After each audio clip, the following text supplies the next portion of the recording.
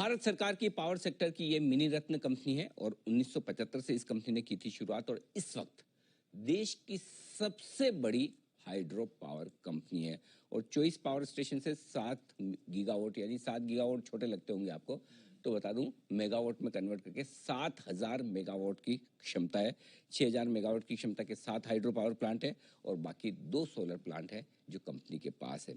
आइए स्वागत करते हैं, हमारे साथ कंपनी के चेयरमैन और मैनेजिंग डायरेक्टर सीएमडी साहब शामिल हो रहे हैं, अभय कुमार सिंह साहब।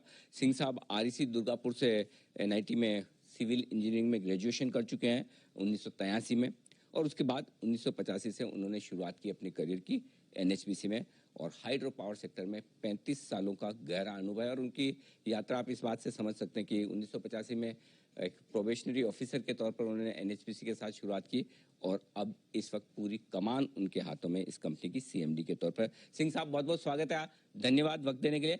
इससे पहले कंपनी के बारे में पूछो, आप ही के बारे में पूछना सर। 1985 से एनएचपीसी में एक ही कंपनी में आपको ये सब बोर नहीं हो जाता कि एक आध जॉब तो दूसरी कंपनी में करना चाहिए, चेंज करना चाहिए, या एक साथ एक ही जगह कंपनी को इस ऊंचाई तक लाने में, इस पोस्ट तक पहुंचने में जो आनंद है वो दूसरे में नहीं? आपको ज्ञात है कि हमारी कंपनी है जी, हर स्टेट में है, हर जगह के नए नए कल्चर हैं और जगह नई है, लोग अलग मिलते हैं, तो यहाँ बोर कैसे कोई हो सकता है। क्या बात है, बिल्कुल। और लंबे समय से अभय कुमार सिंह साहब कंपनी की कमान संभाले हुए। सर चलिए शुरुआत करता हूँ इसी बात से जो देश दुनिया में चर्चा का विषय है, पावर की शॉर्टेज। अभी आप कैसे देख रहे हैं डिमांड सप्लाई सिचुएशन पावर की? क्या वाकई में बहुत कमी है? यदि हाँ तो किस तरह की, कितनी, और आपकी कंपनी क्या इस शॉर्टेज का फायदा उठाने के लिए कोई प्रयास कर रही है? देखिए, अभी तो देश में पावर की शॉर्टेज बिल्कुल ही नहीं है और आपने देखा कि अभी जो मैक्सिमम डिमांड गया था ये 2 लाख मेगावाट गया था और हमारी कैपेसिटी 3,83,000 मेगावाट की है और ठीक है, उसके प्लांट लोड फैक्टर कम होते तो 3,83,000 नहीं पैदा करते हैं, बट कोई शॉर्टेज नहीं है और लगातार आप देख रहे हैं कि रिन्यूएबल में काफ़ी तेज विकास हो रहा है।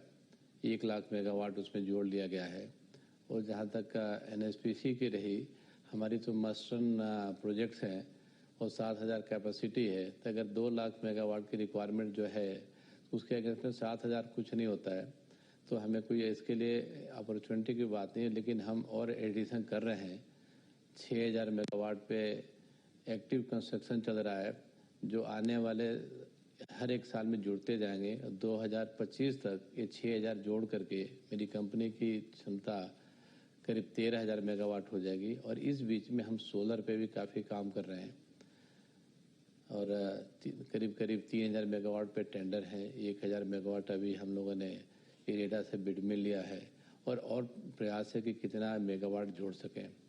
तो लगातार सोलर पे भी काम हो रहा है, तो आने वाले समय में कभी भी ना अभी कोई बिजली की कमी है न होने पाएगी।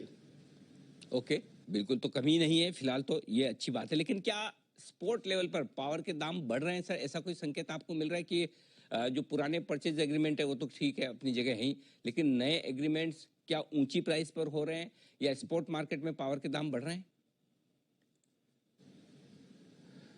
पावर के दाम स्पॉट मार्केट में थोड़ा बढ़ा था, अभी तो एवरेज 4 रुपया है, तो 4 रुपये को आप ज़्यादा नहीं कहेंगे।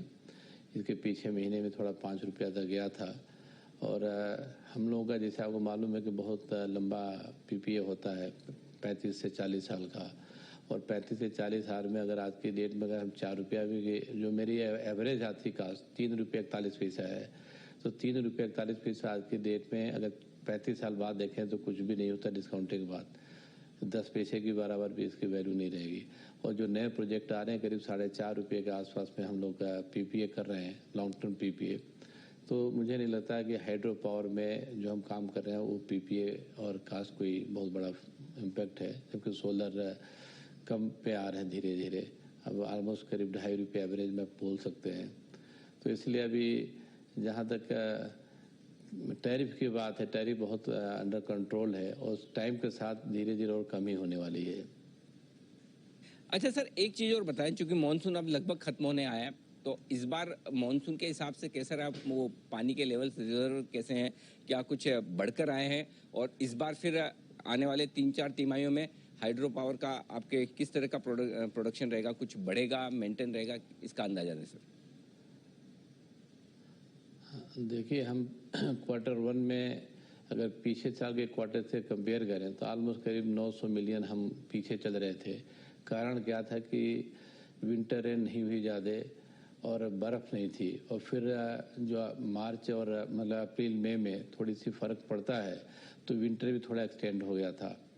तो क्वार्टर वन में हम पीछे रहे, बट क्वार्टर टू में हम अभी तक का सिंस हाईएस्ट जनरेशन किए हैं। 10,000 मिलियन यूनिट से ज़्यादा किए हैं, जबकि पहले 9,500 था।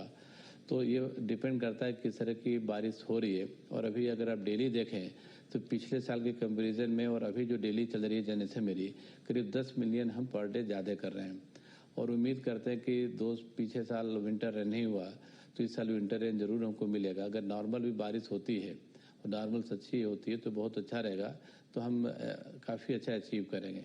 तो जो हम 900 मिलियन पहले पीछे थे फर्स्ट क्वार्टर में, अब उसको घट के मात्र 300 से भी कम हो गया, 280 मिलियन ही पीछे हैं। तो हम मेकअप कर लेंगे। जो सबसे बड़ी बात है कि हमारी मशीनें अवेलेबल होनी चाहिए जब पानी मिले, तो बहुत अच्छा हमारा रहा। एक सेवा प्रोजेक्ट अगर छोड़ देते 120 मेगावाट, तो इसके अलावा सारी की सारी मेरी मशीनें अवेलेबल थी, जिसके कारण मेरा जो पीएफ है बहुत अच्छा है, सितंबर का 99% है। तो हम इंतज़ार कर रहे हैं कि अगर पानी मिले तो जनरेशन अच्छा करें। उम्मीद है कि पीछे साल से अच्छा करेंगे। बिल्कुल, और आपकी उम्मीद जो है वो बिल्कुल सही साबित हो, ये हमारी शुभकामनाएं भी हैं। बहुत बहुत धन्यवाद सिंह साहब, हमारे लिए वक्त निकालने के लिए, अपनी कंपनी की योजनाओं और आगे के प्रोडक्शन के बारे में हमारे दर्शकों को जानकारी देने के लिए। अभय कुमार सिंह साहब, CMD NHPC के कंपनी की योजनाओं के बारे में